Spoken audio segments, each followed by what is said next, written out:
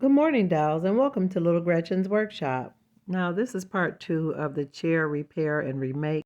Today, we'll be focusing on a chair with the red upholstery, but the one laying on its side was done in a previous video, and I will leave a link in the description so you can see how that was done. So today's video is going to be a little different from the rebuilt and redesigned chair. This chair was solid and intact, fully functional, and a gift from one of my precious dolls earlier this year. Now, I do plan to use it for additional seating for the wedding, but ultimately it's going to be a chair in the dress shop. So it's actually going to do double duty. So I definitely want it to be something that will be able to transition from the wedding ceremony into the dress shop. Now, I'm using actually some really thin quilt batting to do the padding for my chair. I had originally tried to use foam from shoulder pads and things, but I really think this really thin quilt batting is going to work much better. And my mom was cleaning out her sewing room, so she had quite a few scraps. And for these projects, all I needed was a few scraps. So after getting the quilt batting glued to the surface of the wood of the chair, I started to try to wrap the chair with the fabric that I wanted to use as my upholstery. Now, dolls, I did clamp down the batting to make sure that the open part of the back was fully covered. Now, in the chair's original design, there's a lot of exposed wood, and that's not what I want. I want it to be really cozy and comfy looking. And you can see in this frame that I actually glued the piece of wood with the quilt batting on it to the back of the chair. And you can see I added more padding to the inside. Now, dolls, I have to be quite candid here. I really should have watched somebody's video or tutorial before I started to do this wingback chair, because wingback chairs are quite a bit different than the other two style chairs that I have previously upholstered. Again, I will leave links in the description to the other chairs that I've done, but this was quite a bit more of a challenge, and I was really trying to wing it. No pun intended. Yeah, I don't think that was a good idea now. I finally had to acknowledge I didn't know what I was doing. Because here at this stage, I had begun to make decisions that were not really sound. And this is actually another case of me working on a project when I was tired. So again, a word to the wise, dolls, don't work on your miniatures when you're tired, frustrated, thirsty, hungry, hot, angry.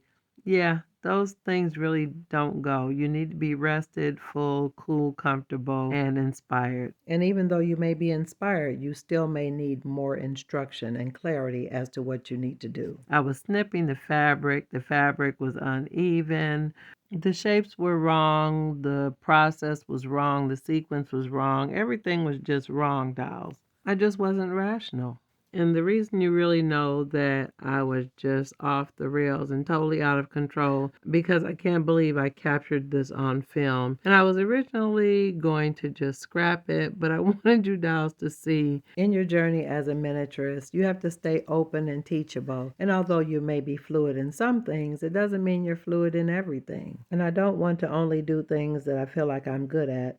I want to challenge myself to learn and develop new skills. And don't be afraid of failing, because it reveals and exposes what you don't know.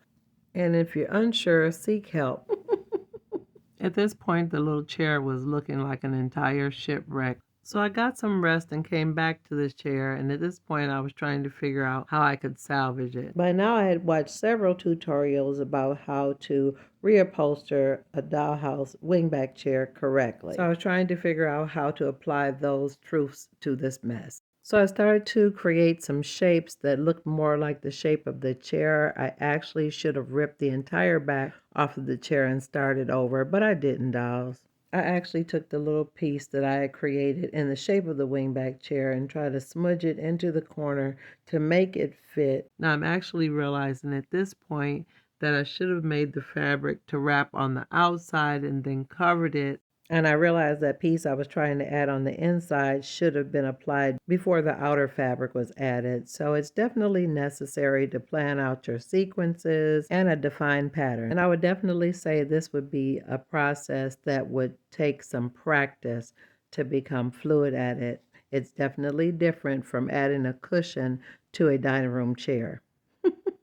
By the time I got to this stage, I had watched so many tutorials and videos about how to properly reupholster a wingback chair, and I realized how many mistakes I had made. I started to feel like I should scrap the whole thing. But I realized I was truly committed to the chaos, so I kept going. After a while, it almost seemed hysterical that I would not stop. And it really got to the point where the more I worked, the worse it looked. You would think I would have stopped, but I wouldn't let it go. Every wrong thing I did, I felt like I could fix it. I saw a few wrinkles and I thought, yeah, let me add a little heat to it. Heat is very useful and very efficient in many situations, but not in this case. Sometimes, to me, dolls, miniatures have a really funny way of bringing to light certain facets of your personality that you may not have discovered about yourself had it not been for a particular project.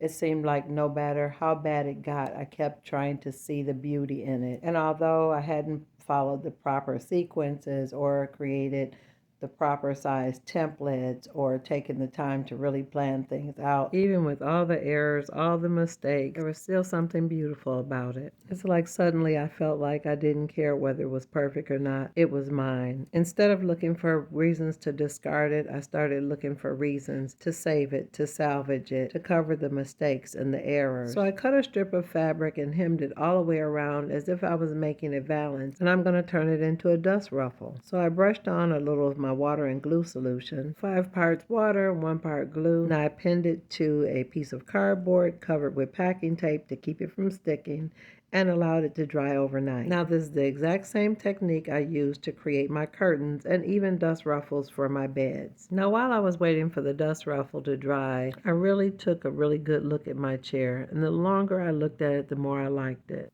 And now that my dust ruffle is dry, it was time for me to apply it. It was nice and firm, and after determining exactly where I wanted to place the ruffle, I went ahead and added glue, and I firmly pressed the little ruffle into the wet glue and held it until it began to catch, and I carried it all the way around to where I started the ruffle. Now, after I allowed that a little time to dry, I started to create a transition piece, which was simply a skinny piece of the same fabric to cover up the join where I started the ruffle and the end of the original part of the chair. And I felt like it made it look a little bit neater and a little bit more uniform in spite of all the previous chaos. Now, after adding that little skinny piece of fabric around the perimeter on top of the ruffle, I felt like it might be helpful to give some assistance to the arms of the chairs. So I created a couple more strips and used it to camouflage the inconsistencies in the arm of the wingback chair. And dolls, although it wasn't a perfect solution, I truly think it helped to kind of clean up some of the rickety lines of my little chair. And you can see it here where I added the glue and just placed a little strip right along the top of the edge of the wing. And when I was done, I felt like it definitely looked like a spare chair that you would find in an old house. Now here's a quick glance at both of my little chairs, and I think either one of them would look lovely in any dollhouse collection.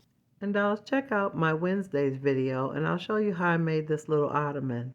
So make sure you stay tuned for the next episode of Little Gretchen's Workshop.